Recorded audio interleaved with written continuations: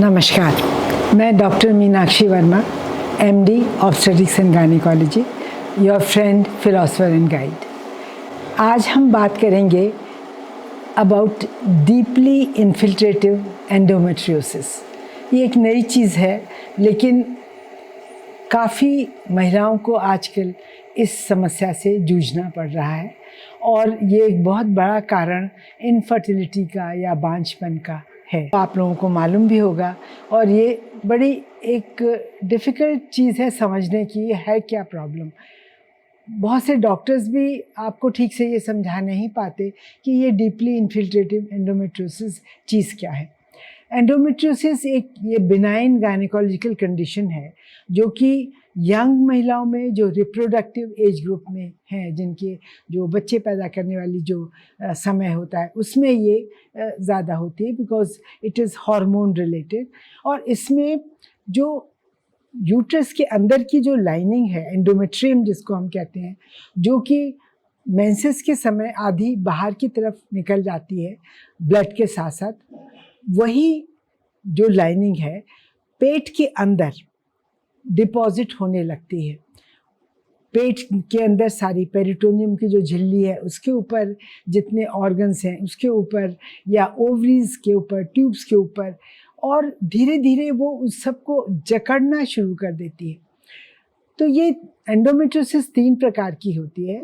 एक होती है ओवेरियन एंडोमेट्रियोमा, जिसमें कि ये डिपॉजिट सिर्फ ओवरी के ऊपर होते हैं और वहाँ पे ऐसे धीरे धीरे करके बड़ी सिस्ट बनती जाती हैं। इतनी बड़ी बड़ी सिस्ट हो जाती हैं जिसके अंदर चॉकलेट कलर का फ्लूइड भरा रहता है और जिसको हम चॉकलेट सिस्ट भी बोलते हैं।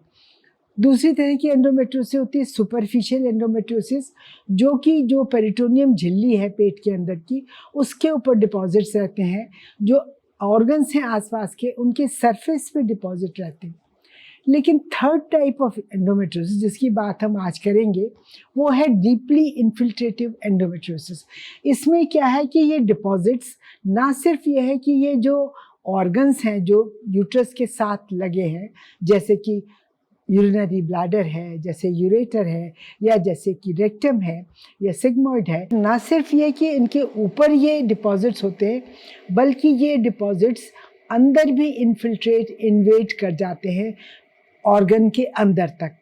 इसको हम डीपली इन्फिल्ट्रेटिव एंडोमेट्रियोसिस, और इससे क्या होता है कि बहुत ज़्यादा सीवियर एडिशंस हो जाते हैं, सारे ऑर्गन्स आपस में चिपक जाते हैं और एक फ्रोज़न पेल्विस जैसी सिचुएशन बन जाती है, जहाँ की सब कुछ आपस में मिलके गुत्थम गुत्था जैसा हो गया, सारे ऑर्गन्स मिलके। ये एक बड़ी डिफ़िकल्ट सिचुएशन है, बहुत कॉम्प्लेक्स इसका ट्रीटमेंट है by operation, and also it's very difficult to treat.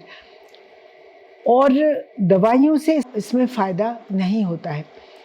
जब भी हम इसको ट्रीट करते हैं, क्योंकि इससे सबसे बड़ी प्रॉब्लम क्या होती है, इसके सिम्टम्स कैसे आते हैं। इसके सिम्टम्स आते हैं कि हर वक्त नीचे की तरफ लोअर एब्डोमेन में या पेल्विक एरिया में बराबर पेन बने रहना, या पीरियड्स के टाइम पे बहुत सिवियर पेन होना, या फिर इंटरकोर्स के समय बहुत ज़्यादा पेन होना, और इनफर्टिलिटी, बांझपन जो है, ये 3-4 चीज़ें जो है ये टिपिकल हैं डीपली इन्फिल्ट्रेटिव एंडोमेट्रियोसिस की। और इसकी डायग्नोसिस कैसे होती है, या तो क्लिनिकल फीचर से, या फिर MRI करने से डायग्नोसिस होती है, और या फिर 100% डायग्नोसिस तो लैप्रोस्कोपी से ही हो पाती है, जबकि लैप्रोस्कोपी से उन डिपॉजिट्स को विजुलाइज, इसका जो ट्रीटमेंट है वो सिर्फ ऑपरेशन से ही होता है।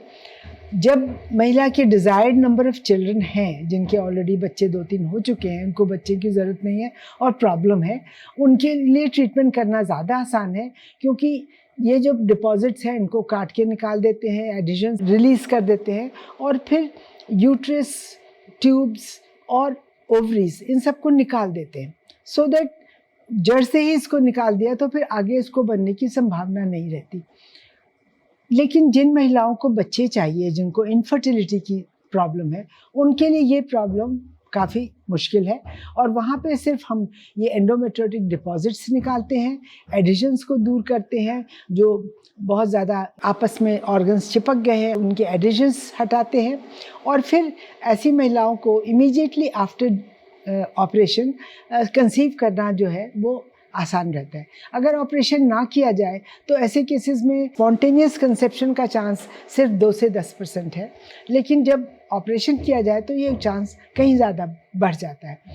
और अगर 3 से 6 महीने में ऑपरेशन के बाद अपने आप कंसेप्शन नहीं हो पाता तो ऐसे केसेस में फिर हम लोग ये एडवाइस करते हैं कि आप IVF के लिए जाएं, क्योंकि तभी बच्चे होने की संभावना रहती है। क्योंकि ये डिफ़िकल्ट ऑपरेशन है, इसमें कभी कभी ऐसा होता है कि जिन ऑर्गन्स को ये इन्फिल्ट्रेट कर रही है एंडोमेट्रियोसिस, जैसे कि यूरिनरी ब्लैडर है, जैसे यूरेटर है या रेक्टम है, उन ऑर्गन्स में इंजरी होने की संभावना रहती है।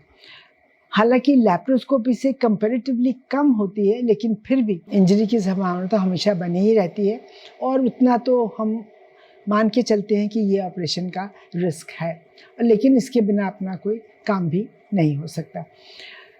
पहले ये बहुत ही होपलेस सिचुएशन हुआ करती थी, लेकिन आजकल with advancement in laparoscopic surgery ये काफ़ी अच्छे इसके रिजल्ट्स मिलने लगे हैं आफ्टर डूइंग लैप्रोस्कोपिक सर्जरी।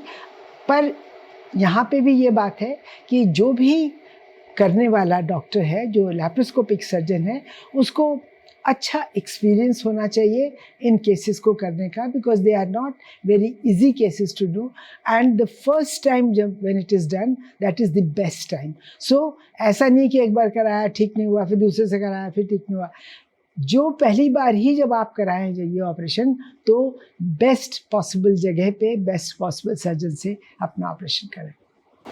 मुझे आशा है कि आपको ये इन्फॉर्मेशन अच्छी लगी होगी। अगली बार फिर एक नए टॉपिक के साथ मिलेंगे, तब तक के लिए नमस्कार।